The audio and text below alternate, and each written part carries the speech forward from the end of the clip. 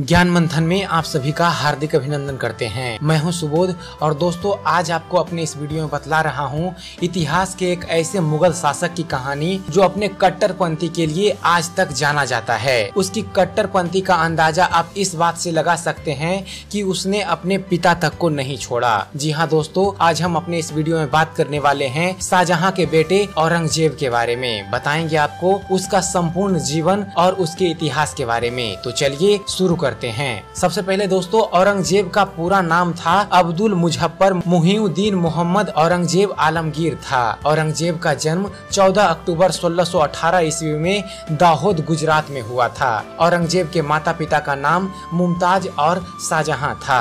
दोस्तों, औरंगजेब भारत देश का एक महान मुगल शासक था जिसने भारत में कई वर्षों तक राज्य किया। वह छठा नंबर का मुगल शासक था जिसने भारत में शासन किया। औरंगजेब ने 1658 ईस्वी से 1707 ईस्वी तक लगभग 49 साल तक शासन किया। अकबर के बाद यह वह पहला मुगल था जो इतने समय तक राजा की गद्दी पर विराजमान रहा। इसकी मौत के बाद मुगल एम्पायर पूरी तरह हिल गया था और धीरे धीरे खत्म होने लगा था। औरंगजेब ने अपने पूर्वज के काम को बखूबी आगे बढ़ाया था। अकबर ने जिस तरह मेहनत व लगन से मुगल साम्राज्य को खड़ा किया था, औरंगजेब ने इस साम्राज्य को और ज्यादा समृद्धि प्रदान की और भारत में मुगलों का साम्राज्य को और ज्यादा बढ़ाया। लेकिन औरंगजेब को उसकी प्रजा ज्यादा पसंद नहीं करती थी। इसकी वजह थी उसका व्यवहार। औरंगजेब अपनी कट्टरपंथी, पक्के मुसलमान और कठोर किस्म के राजा के रूप में जाना जाता था। अकबर ने हिंदू मुस्लिम एकता को बढ़ावा दिया था। एक अकबर थे जिन्होंने अपनी हिंदू प्रजा की जरूरतों का भी ख्याल रखा था, लेकिन औरंगजेब सीधा इसके उलट था। दोस्तों, औरंगजेब ने अपने नाम के आगे आलमगीर स्वयं लगाया था जिसका अर्थ था विश्व विजेता। औरंगजेब की 4 बेटियां भी थी। औरंगजेब कुल 6 भाई बहन था जिसमें से वह शाहजहां के तीसरे नंबर का पुत्र था। और चलिए अब आपको बतलाते हैं औरंगजेब की शुरुआती जीवन के बारे में।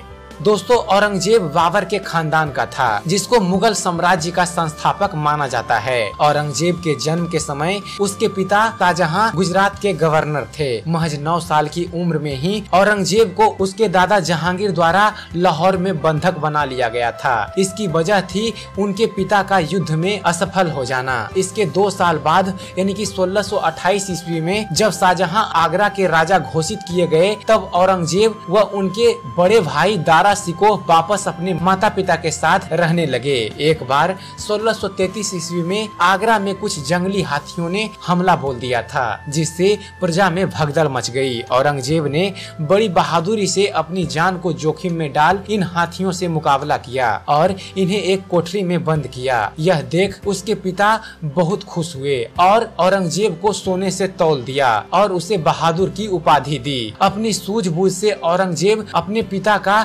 चहिता बेटा बन गया। महज 18 साल की उम्र में उसे 1636 ईस्वी में दक्कन का सूबेदार बनाया गया। 1637 ईस्वी में औरंगजेब ने सफवीद की राजकुमारी दिलरास बानो बेगम से निकाह किया। ये औरंगजेब की पहली पत्नी थी। इसके बाद 1644 ईस्वी में औरंगजेब की एक बहन की अचानक मृत्यु हो गई। इतनी बड़ी बात होने के बावजूद औरंगजेब तुरंत अपने घर आगरा नहीं गया। यही वह वजह थी जो औरंगजेब के घर में पारिवारिक विवाद का सबसे बड़ा कारण बना। इस बात से आघात शाहजहां ने औरंगजेब को दक्कन के सूबेदार के पद से हटा दिया। साथ ही उसके सारे राज्य अधिकार छीन लिए गए। उसको दरबार में आने से मनाही कर दी गई। शाहजहां का गुस्सा शांत होने पर उन्होंने 1645 ईस्वी में औरंगजेब को गुजरात का सूबेदार बना दिया। यह मुगल साम्राज्य का सबसे अमीर प्रांत था। औरंगजेब ने यहाँ अच्छा काम किया जिसके चलते उसे अफगानिस्तान का भी गवर्नर बना दिया गया था। 1653 ईस्वी में औरंगजेब को फिर से एक बार दक्कन का सूबेदार बनाया गया। उसने अकबर द्वारा बनाए गए राजस्व नियम को दक्षिण में भी लागू कर दिया। इस समय औरंगजेब के बड़े भाई दारा सुकोह अपने पिता शाहजहां के चहेते बेटे थे। वे उनके मुख्य सलाहकार थे। 1657 ईस्वी में शाहजहां बहुत बीमार पड़ गए जिसके चलते तीनों भाइयों में सत्ता को लेकर जंग छिड़ गई। तीनों में औरंगजेब सबसे अधिक बलवान था। उन्होंने अपने पिता शाहजहां को बंदी बना लिया, वह भाइयों को फांसी दे दी। इसके बाद औरंगजेब ने अपना राज्य अभिषेक खुद ही कराया। इसी वजह से औरंगजेब पर पूरा मुगल साम्राज्य उस समय थू थू करती थी और प्रजा भी उससे नफरत करती थी। औरंगजेब ने अपने पिता को भी मारने की कोशिश की थी, लेकिन कुछ वफादारों के चलते वे ऐसा नहीं कर सका। और अब बात करते हैं औरंगजेब के शासन का। दोस्तों, औरंगजेब पूरे भारत को मुस्लिम देश बनाना चाहता था। उसने हिंदू पर बहुत जुल्म किए। वह हिंदू त्योहारों को मनाना पूरी तरह से बंद करा दिया।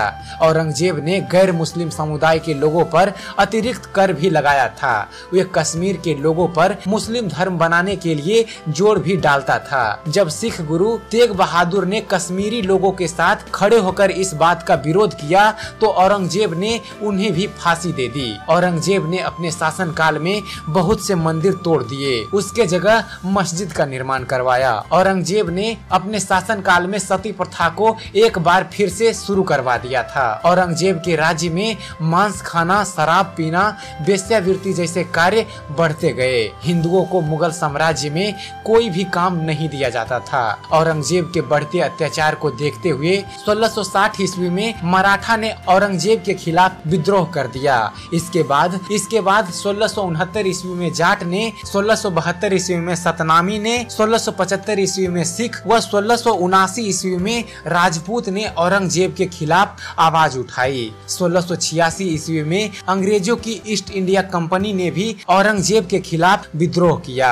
औरंगजेब ने इनमें से बहुत सी लड़ाई तो जीती, लेकिन जीत हमेशा एक के साथ नहीं रहती। एक के बाद एक लगातार विद्रोह से पूरा मुगल साम्राज्य हिल गया और उसकी एकता टूटने लगी। औरंगजेब की कड़ी तपस्या भी काम नहीं आई। साम्राज्य से कला, नाच, संगीत दूर होते चला गया। न यहाँ बड़ों की इज्जत होती, न औरतों का सम्मान किया जाता। पूरा साम्राज्य इस्लाम की रूढ़िवादी बातों के तले दबता चला गया। औरंगजेब के पूरे शासनकाल में वह हमेशा युद्ध चढ़ाई करने में व्यस्त रहा। कट्टर मुस्लिम होने की वजह से हिंदू राजा इसके बहुत बड़े दुश्मन बन गए। शिवाजी इनकी दुश्मन की सूची में प्रथम स्थान पे थे। औरंगजेब ने शिवाजी को बंदी भी बनाया था, लेकिन वे उनकी कैद से भाग निकले थे। अपनी सेना के साथ मिलकर शिवाजी ने औरंगजेब से युद्ध किया और औरंगजेब को हरा दिया। इस तरह मुगलों का शासन खत्म होने लगा और मराठा ने अपना शासन बढ़ा दिया। दोस्तों, 90 साल की उम्र में औरंगजेब ने 3 मार्च 1707 ईस्वी में अपने प्राण त्याग दिए। दौलताबाद में औरंगजेब को दफनाया गया। 50 साल के शासन में औरंगजेब ने अपने इतने विद्रोही बढ़ा लिए थे कि उसके मरते ही मुगल साम्राज्य का अंत हो गया। उसके पूर्वज बाबर मुगल साम्राज्य के संस्थापक माने जाते हैं। वह औरंगजेब इस साम्राज्य के अंत का कारण बना। औरंगजेब ने ही दिल्ली के लाल किले में मोती मस्जिद बनवाई थी। दोस्तों, इसमें कोई दो राय नहीं कि औरंगजेब एक महान शासक था, लेकिन अपनी कट्टरपंथी और जालिम स्वभाव के कारण वह सबका दुश्मन बन बैठा।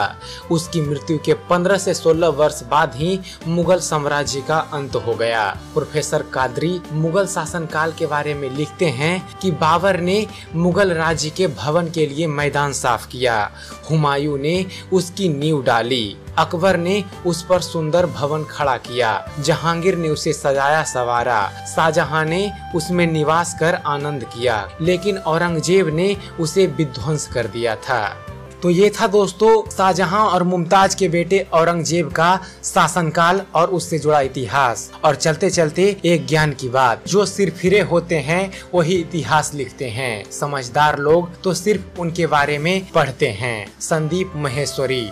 तो आशा करते हैं आप सबको हमारा ये वीडियो पसंद आया होगा। अगर आपको इस चैनल पर दी गई जानकारी पसंद आती है तो आप हमारे वीडियो को लाइक कीजिए, शेयर कीजिए, हमारे वीडियो के बारे में कमेंट कीजिए कि आपको यह कैसा लगता है। आपका एक कमेंट हमें अच्छी से अच्छी वीडियो बनाने के लिए प्रेरित करता है। और साथ ही साथ हमारे चैनल को सब्सक्राइब करना ना भूलें। हमारे चैनल ज्ञान मंथन को सब्सक्राइब कीजिए और हम आपके लिए ऐसे ही इतिहास और अध्यात्म से जुड़े हुए वीडियो लाते रहेंगे। तो बने रहिए हमारे चैनल के साथ और देखते रहिए, जानते रहिए।